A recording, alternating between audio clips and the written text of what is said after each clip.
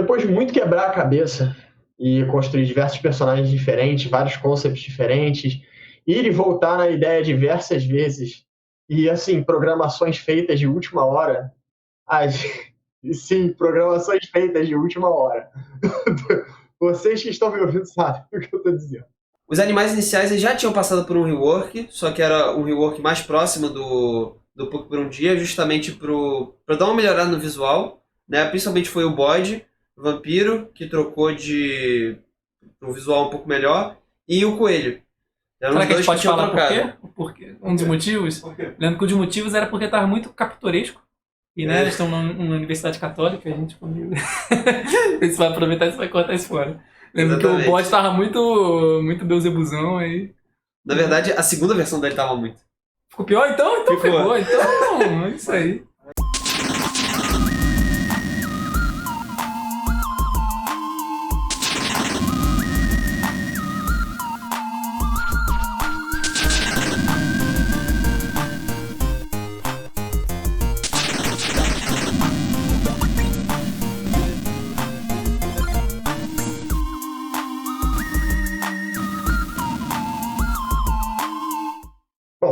Após toda a concepção, após toda a nossa criação, imaginar os personagens com diversas habilidades, com tudo, chegou a hora de validar.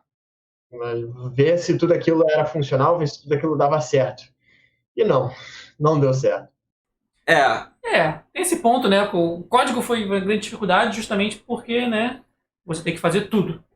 E aí tem aquela linha tênue ali que você tem que avaliar como é que você deve fazer o código para ele ficar bom a longo prazo, mas sem exagerar demais em deixar ele muito complicado em questão de componentes. Então, o jogo estava sendo feito e a gente percebeu que faltava um detalhe muito crucial, que era som e trilha sonora, né? A música não estava pronta e, assim, eu não tinha capacidade de fazer música.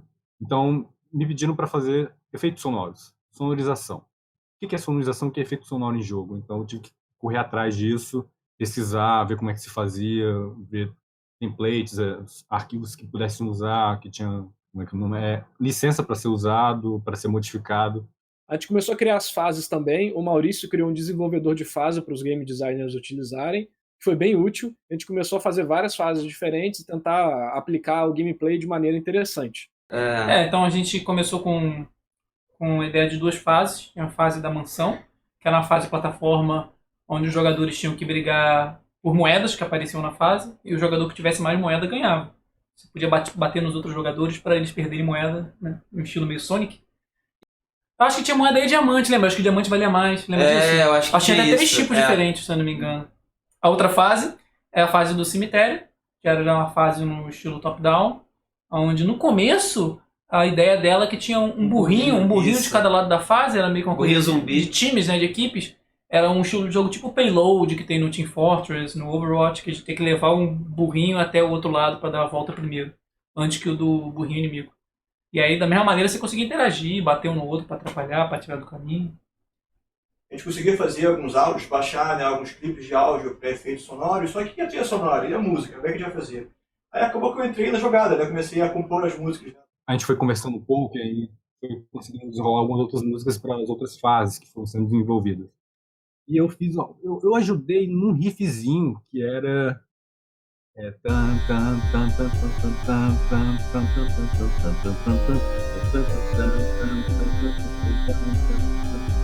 esse riffzinho aí, o Augusto foi fazendo o overdrive aí maluco dele e deu certo. E eu acho que a música é o que eu mais me lembro até hoje de tudo. Nós só saberíamos se tudo estava ok depois de uma validação com os jogadores. Chegar lá, saber do Puck por um Dia, todo mundo trabalhando muito, ralando muito, todos os artistas, animadores, game designers, programadores. Lembra das experiências em que eu tive que arrumar animações no quadro a quadro, no Photoshop, assim. No início era só eu e o Pietro, né? A princípio, programando, né? A gente tentou dividir o gameplay. Eu ainda tinha muita dificuldade, mesmo sendo monitor de introdução à engenharia, eu sentia muita dificuldade com algumas lógicas específicas, né? Por exemplo, eu fiquei de fazer o pulo duplo, eu não consegui fazer, pedi ajuda pro Pedro, enfim. E foi daí que a gente decidiu de eu ficar com a parte da interface e ele ficar principalmente com a parte do gameplay pra gente dar uma separada melhor nessas coisas. O Luiz ficou mais responsável pela interface. O sistema de interface já era complicado. E eu fiquei responsável pelo sistema do gameplay.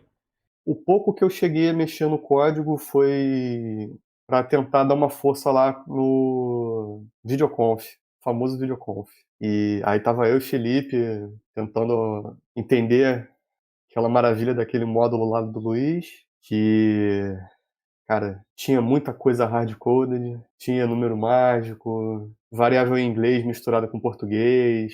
Ah, maravilha. Tava aquilo ali para quem está começando a programar, para quem está começando a ter uma vivência assim um pouco mais profissional de programação, foi, foi um desafio inteligente. O código era uma coisa muito fascinante, né? Era uma coisa fascinante e ao mesmo tempo assustadora, porque era um Lua, mas era orientado a objetos, mas era Lua, não tinha documentação de nada, porque tinha sido tudo feito pelo Pietro, a arquitetura toda tinha sido feita para aquele jogo. O problema foi, o Pietro tinha feito toda uma estrutura, que a gente até chamou de Lua Class, que é basicamente fazendo com que o Lua ficasse meio que orientado a objetos ali, só que muito entre aspas. E o problema dessa estrutura é que a gente realmente criou uma dependência muito grande do Pietro. Eu acho que o ponto mais crítico foi o Love UI View, não foi nem o Lua Class. Foi. Porque o Lua Class era pequenininho. Que era o que eu mais mexia, né? O Love UI View era um conjunto de scripts que eu fiz para simular já, para preparar um ambiente de interface. Isso. Já controlando ordem de renderização, hierarquia. Qual é o problema do Love UI View? Que ele era mais complicado e já assumia muitas funcionalidades diferentes. Além de você, se você tivesse o primeiro contato e não tivesse acostumado com features mais avançadas da linguagem Lua, que eu acho que não era o caso do Luiz, era ainda mais complicado de você começar a usar ele.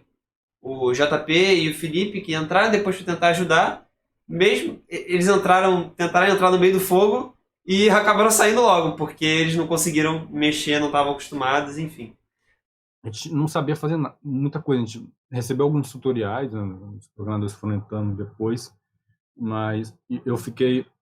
Eu consegui me achar para botar os sons, os efeitos sonoros durante as batalhas e também as partes dos menus.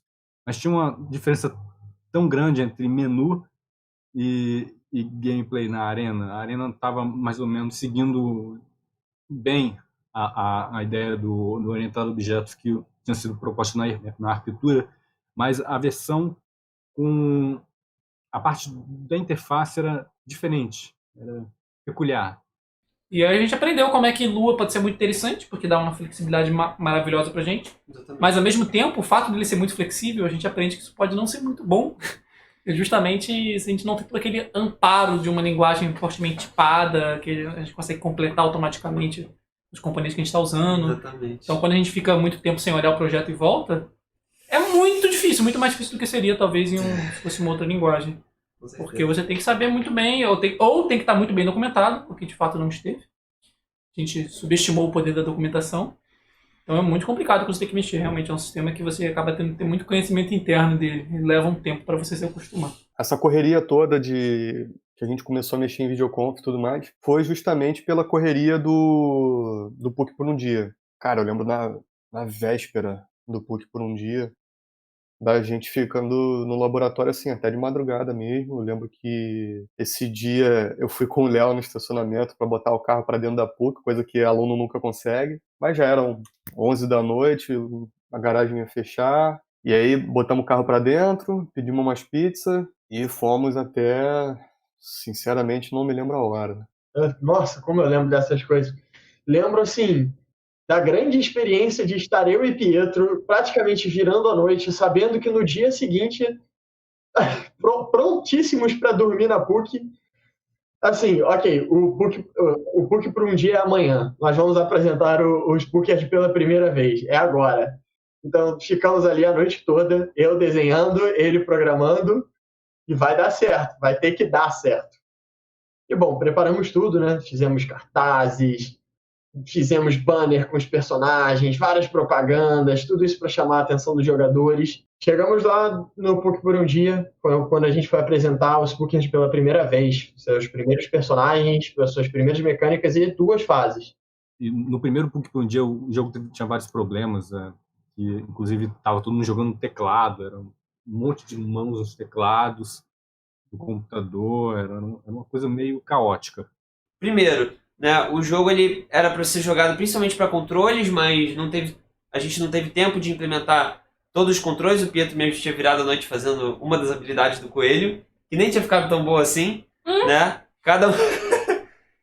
E olha, foi uma experiência muito rica.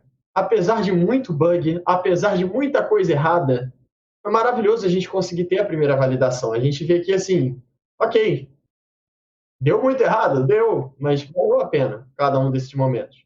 Foi um grande caos, mas deu tudo certo no final. Todo mundo gostou muito. O gameplay foi muito interessante. A galera pegava, se divertia, jogava. Tá tudo meio que na direção certa, só que tinha um problema. A gente percebeu, com o feedback principalmente das pessoas e com a gente vendo as pessoas jogarem, que faltava alguma coisa. Tinha uns problemas com a animação que a gente não tinha percebido ainda.